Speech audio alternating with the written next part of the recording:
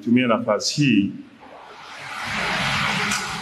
kuungana na Watanzania kutoa pole za dhati kwa Katibu Mkuu wa Baraza la Maaskofu Katoliki Tanzania TEC, ndugu yetu Padri Dr. Charles Kitima, familia yake, Baraza la Maaskofu Katoliki Tanzania na watu wengine ambao wanakumbwa na matukio ya kihalifu. Kwa niaba yangu binafsi, kwa niaba ya Wizara ya Mambo ya Ndani ya Nchi na vyombo vyake vya usalama, tunalaani vikali shambulio hilo la kinyama dhidi ya kiongozi wa dini, kwani tunatambua na kuthamini mchango mkubwa wa viongozi wa dini katika kudumisha amani, mshikamano wa kijamii na maadili ya taifa letu. Tunamwombea Padri Dr. Charles Kitima uponaji wa haraka na urejeaji salama katika majukumu yake muhimu kwa taifa letu. Kama wote tunavyofahamu, wizara yetu ndiyo yenye jukumu la kusimamia usalama wa raia na mali zao, na kazi hii hufanywa na vyombo vya usalama ili kuhakikisha nchi yetu inaendelea kuwa katika hali ya amani, utulivu na usalama. Nichukue nafasi hii kukemea vitendo vyote ambavyo vinaonyesha ishara yoyote ile ya kutaka kuingiza taifa letu katika vurugu. Hili kamwe halikubaliki, halivumiliki, na tutachukua hatua kali sana za kisheria. Kumekuwepo na waraka feki leo mchana uliosambazwa kwenye mitandao ya kijamii ukidaiwa ni waraka wa Baraza la Maaskofu Tanzania.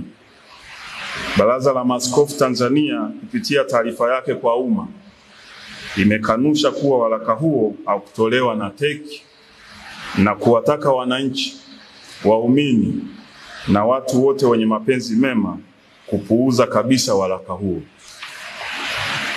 Wizara ya Mambo ya Ndani ya Nchi inakemea vikali na kulaani tukio hili lililofanywa na watu waovu na wenye nia ovu ya kuchonganisha kanisa na serikali.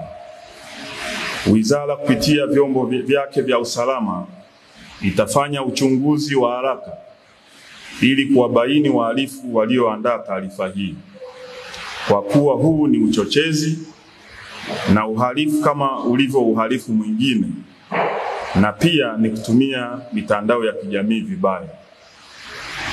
Ninakemea vikali vitendo vyote vya kuharibu taswira njema ya nchi yetu kwa kufanya vitendo vya kudhuru watu na kuchapisha taarifa zinazochonganisha madhehebu ya dini hapa nchini.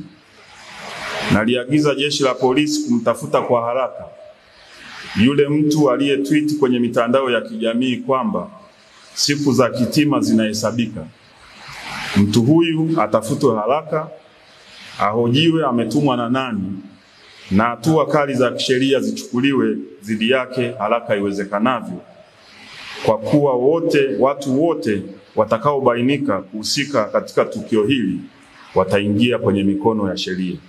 Si vyema vyombo vyetu vya usalama vikaendelea kufumbia macho uvunjifu wa sheria kwa makusudi na watu ambao wako kwenye jamii yetu kwa lengo la kuleta uchonganishi, lakini kuondoa amani, utulivu na usalama wa nchi yetu. Kwa kuwa Jeshi la Polisi liko hapa, ni wakati mwafaka sasa kuongeza kasi ya kusimamia sheria zinazohusu mitandao ya kijamii ili kuhakikisha watu wote wanatii sheria bila shuruti, na hivyo kuendelea kuwa na jamii yenye ustaarabu na kuheshimu utu wa kila Mtanzania na hata mgeni. Wizara itamchukulia hatua kali za kisheria mtu yeyote atakayebainika kuandaa au kusambaza taarifa hiyo kwenye mitandao ya kijamii na vyombo vya habari. Vile wizara inatoa onyo kwa wale wote wenye nia ovu kuacha kutumia vibaya mitandao ya kijamii, kwani sheria iko wazi na endapo utabainika, sheria itachukua mkondo wake. Ninawaagiza watendaji wote wa vyombo vya usalama na wizara kuhakikisha wanatekeleza wajibu wetu wa kusimamia usalama wa raia na mali zao kwa kuzingatia weledi, sheria za nchi na kuhakikisha nchi inaendelea kuwa salama. Nitoe wito kwa watu wote kuheshimiana, kuwa na staha na kuhakikisha kwa pamoja tunalinda tunu ya amani ya nchi yetu.